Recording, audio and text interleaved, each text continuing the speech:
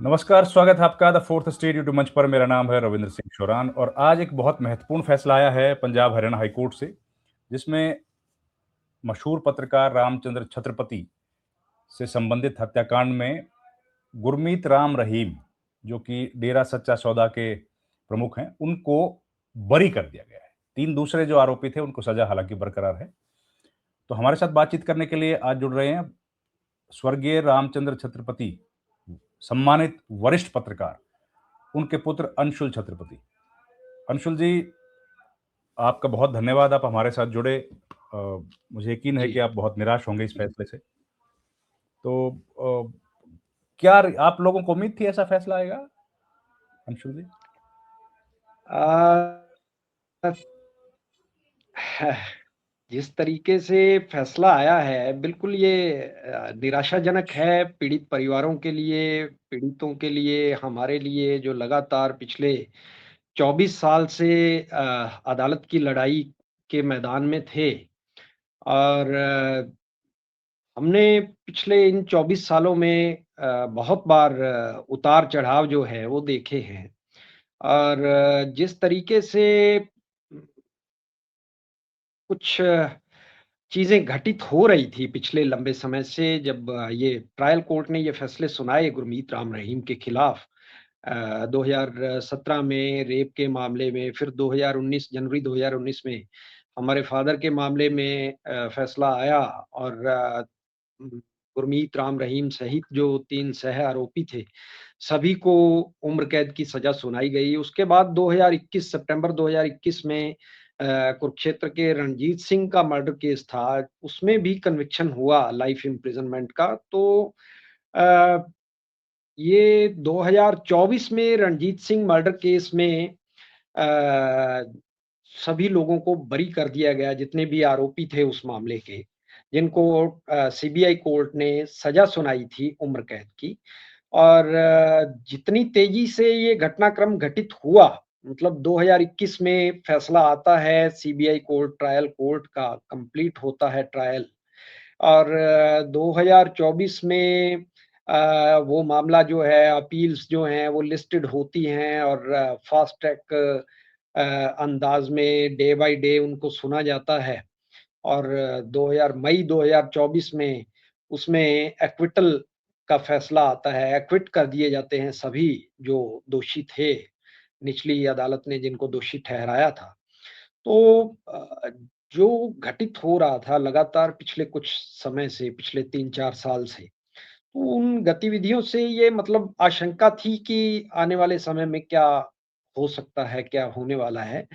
लेकिन ये बात अलग है कि हमने मतलब इस लड़ाई को अपने तरीके से पुरज़ोर ढंग से सीबीआई ने भी इसमें कोई कसर हम ये कहें कि नहीं छोड़ी। उन्होंने अपने तरीके से इसको बढ़िया आर्गू किया इस मामलों इन मामलों को। और जितने भी डिफेंस काउंसिल के कोई सवाल-जवाब थे, जो सवाल थे या कोर्ट की क्वेरीज़ थी, ऐसा कोई भी सवाल नहीं था, कोर्ट की क्वेरी नहीं थी या डिफेंस का ऐसा कोई मुद्दा नहीं था जिसका सीबीआई के पास, प्रोसिक्यूशन के पास जवाब ना हो।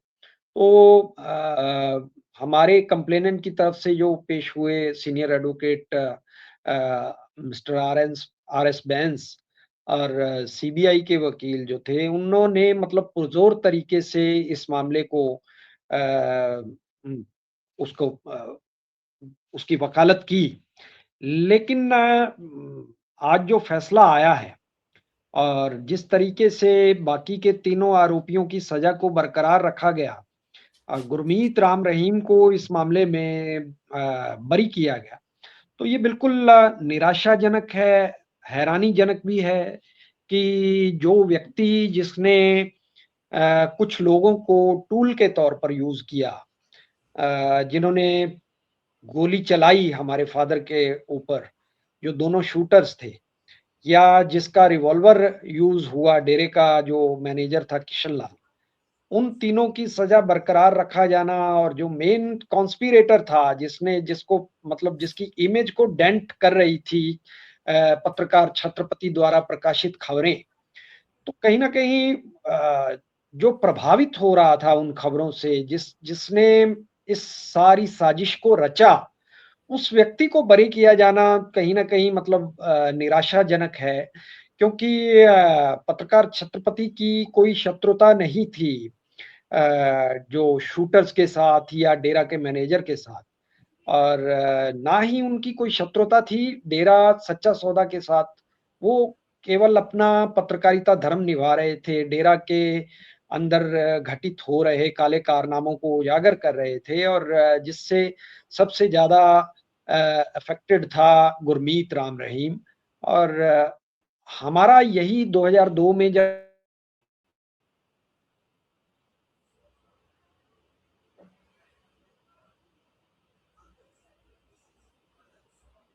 है, हमारे फ़ादर जी। पर हमले का, वो गुरमीत राम रहीम है, और इसी माँग पर Punjab and Haryana high court ने सीबीआई इन्वेस्टिगेशन के आदेश दिए थे, क्योंकि हरियाणा पुलिस जो है वो गुरमीत राम रहीम को इस मुकदमे में इन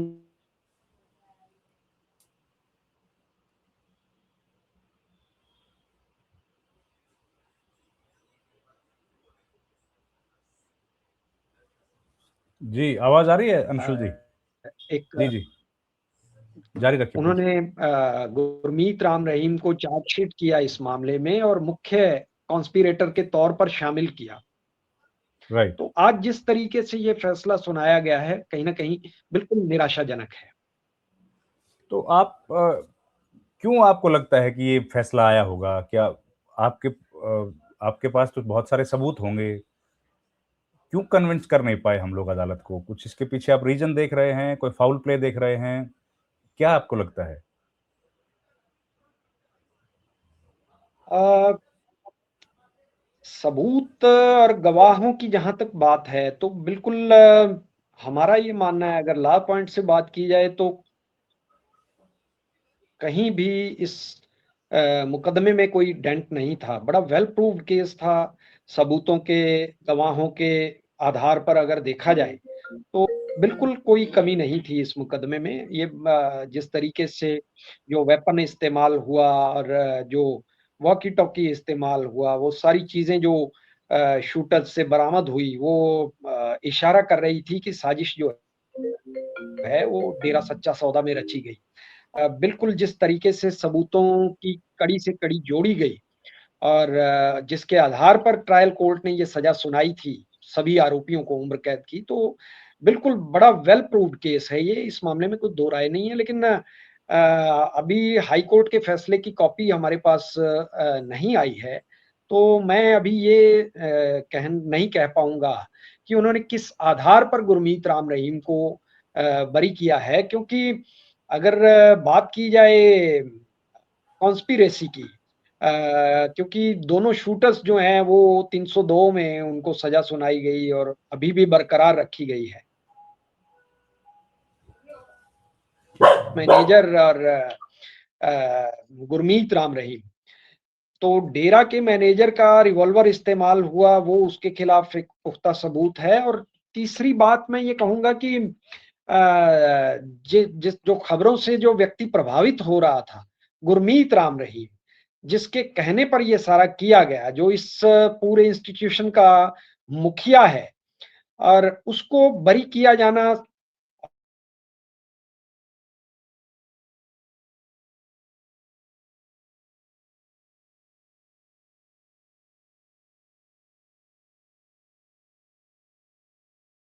उम, बात ये है कि अगर मुकदमा कमज़ोर होता, तो बाकी तीनों की सज़ा बरकरार क्यों रखी जाती? तो सिर्फ़ गुरमीत राम रहीम को बरी किया जाना, ये बिल्कुल फैसला जो है वो मैं इस पे फैसले पे अभी अ, आपकी आवाज़ नहीं मिल रही है अंशुल जी, लीगल मुझे लगता है और लॉ टेक्निकल पॉइंट फॉल्ट। जी, आ रही है, आवाज आ रही है। मैं अभी फैसले पे कोई लॉ पॉइंट से बाहर जाकर, लीगल पॉइंट से बाहर जाकर कोई इस तरह की इसमें कोई और अलग तरह का कुछ कारण हो सकते हैं, क्योंकि अदालत आपको का आवाज़ आ मामला रही है है क्या और अभी मुझे भी मेरी? लगता है कि अच्छा, मैं नहीं सुन पा रहा हूँ लेकिन। जी, मैं आपकी आवाज़ सुन नहीं पा रहा, शायद कुछ तकनीकी खराबी है। जगदीप जी, अगर आप अगला सवाल पूछेंगे तो ठीक रहेगा।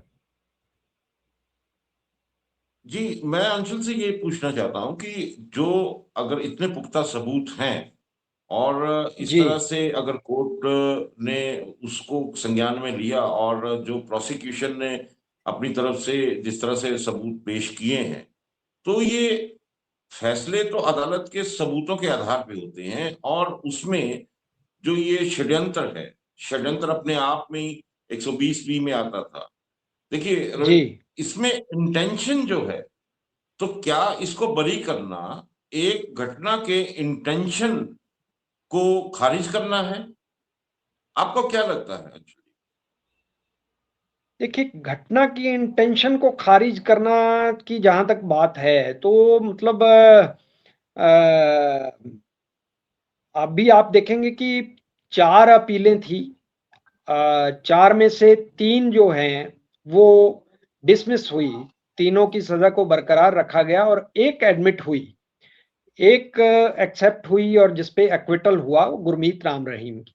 तो एक बड़े साम्राज्य का पावरफुल व्यक्ति जिसने लगातार पिछले 2-3 दशक से हमारे इस सिस्टम को पूरे तरीके से निचोड़ा है, प्रभावित किया है, लगातार हमारे राजनीतिक और सिस्टम को भी लगातार उसने किस तरीके से इस्तेमाल किया है, तो कहीं न कहीं मैं ये कहूँ कि उसके खिलाफ उसके हक में ये फैसला जाना, जहाँ तक घटना की अगर बात की जाए तो जो गुरमीत राम रहीम के खिलाफ फादर का जो मर्डर हुआ और उससे पहले जितनी भी न्यूज़ आइटम्स जो हैं वो पब्लिश हुई और उसके बाद खट्टा सिंह की गवाही का जो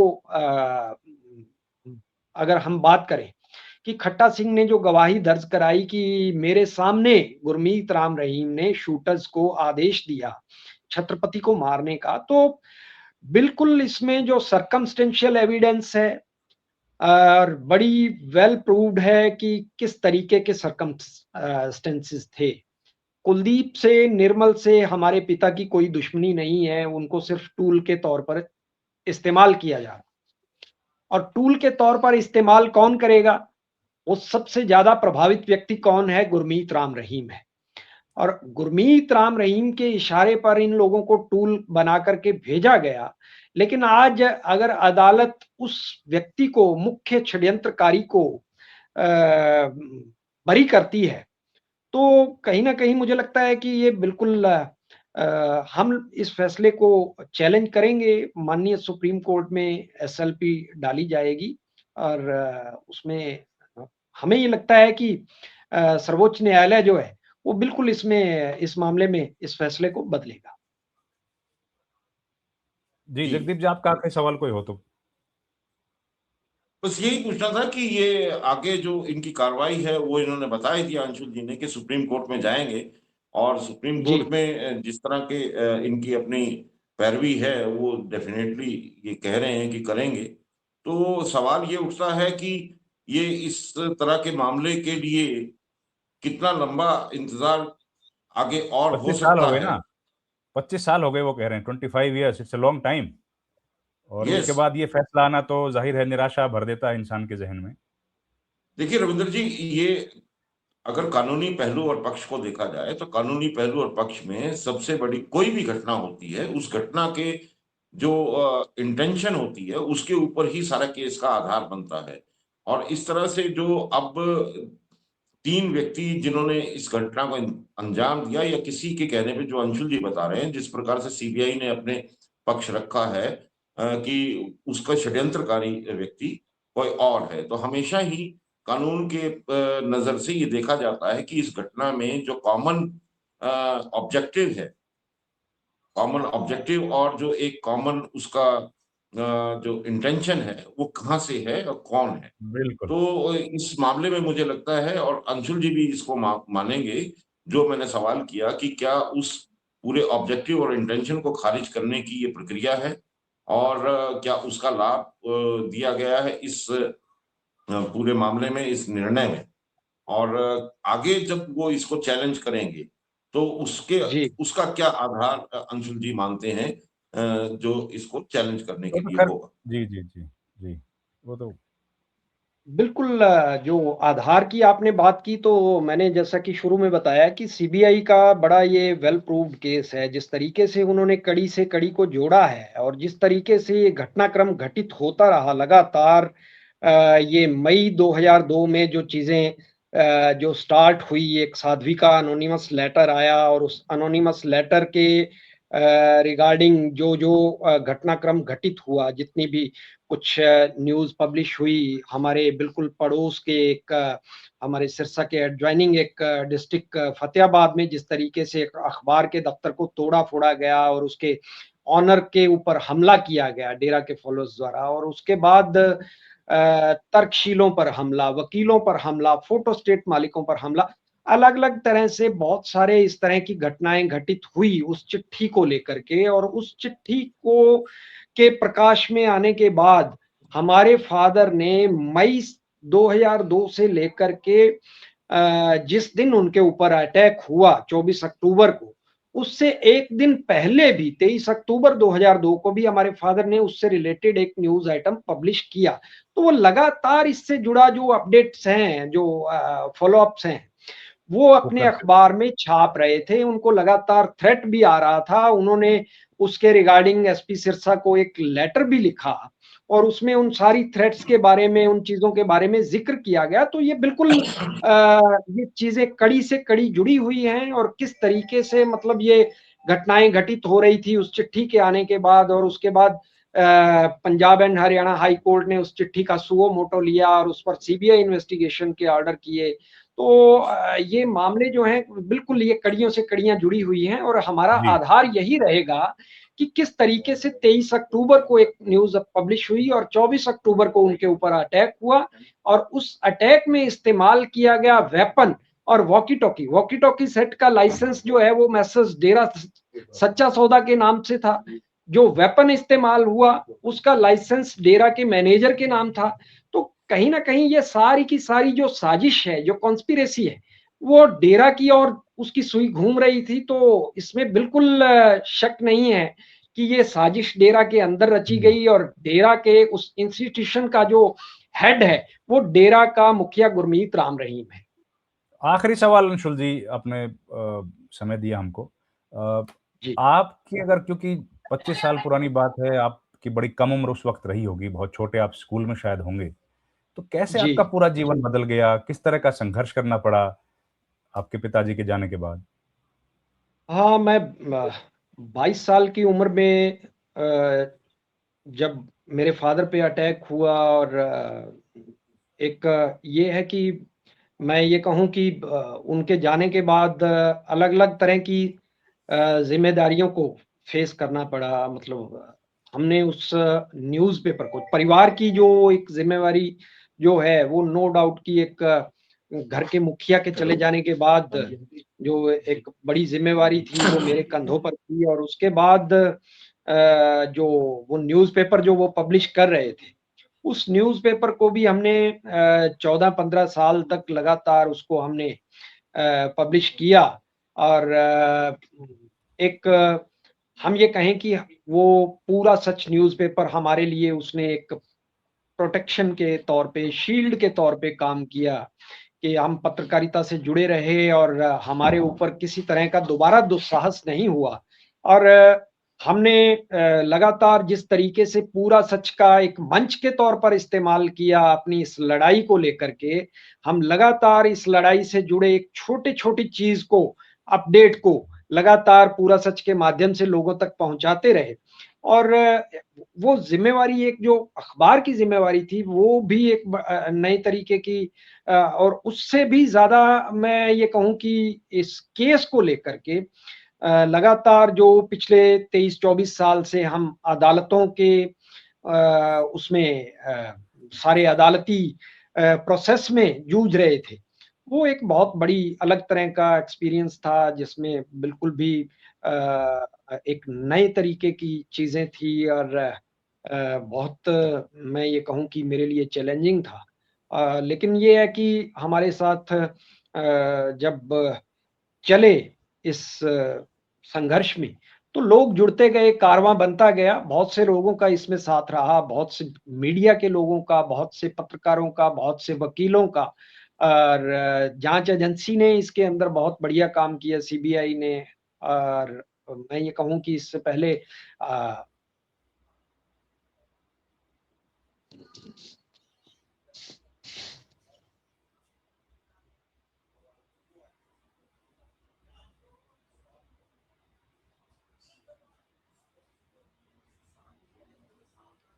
अंशुल जी, आप हमारी बात सुन पा रहे हैं?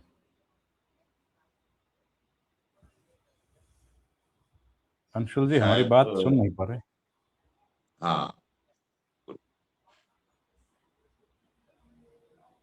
बहुत कठिन समय रहता है जगदीप जी, जब इस तरह की घटना घटे परिवार में और बहुत कम उम्र में, तो ज़ाहिर है अंशुल जी नहीं, के निश्चित परिवार तौर को पे लिए बहुत जो लंबा संघर्ष रहा कानूनी होगा। कानूनी दांव-पेच है और जो कानून की प्रक्रिया है और जो अदालती प्रक्रियाएँ हैं उनमें इस प्रकार बहुत एक गंभीर स्थिति परिवार में बन जाती है और बहुत तरह के प्रेशर्स, दबाव, अन्य कई ऐसे सेक्शंस हैं सोसाइटी के या ऐसे जो प्रशासनिक प्रक्रियाएँ होती हैं, उनके दबाव भी बनते हैं। और बहुत कुछ इसमें मानसिक रूप से झेलना पड़ता है और इसमें ये भी तय है कि जो प्रारंभिक वर्ष होते हैं 3-4 वर्ष, उन वर्षों में मानसिक संतुलन को बनाए रखने के लिए भी बहुत बड़ा संघर्ष एक व्यक्ति का होता है जब इस तरह की परिस्थितियाँ कभी परिवार में होती हैं और राइट, राइट। आर्थिक जो पक्ष है, वो परेशानी इसमें भी बहुत है। महत्वपूर्ण है। बहुत बड़ा खर्च इसमें रहता है क्योंकि आपको बार-बार अदालतों में जाना है, अपने पक्ष को रखना है, वकीलों की फीसेस देनी है, बहुत तरह की चीज़ें हैं जिनमें बड़ा संघर्ष इसमें रहता है। राइट, इसमें कोई राइट, दो राय बिल्कुल। नहीं और इसमें ये कहा जा सकता है कि अंशुल छत्रपति ने जिस तरह से इस सारे मामले को अपने पिता के जाने के बाद आगे बढ़ाया या उस लड़ाई को लड़ा, ये एक काबिल-ए-तारीफ़। विशेष हौसले की बात है और उसको आगे ले जाना और उस तरह से संघर्ष करना, ये आम सामान्य एक घटना नहीं। जी, बहुत-बहुत धन्यवाद जगदीप जी आपका भी, और अंशुल हमारे साथ जुड़े थे, उनका भी बहुत धन्यवाद। Thank you very much sir. जी, शुक्रिया।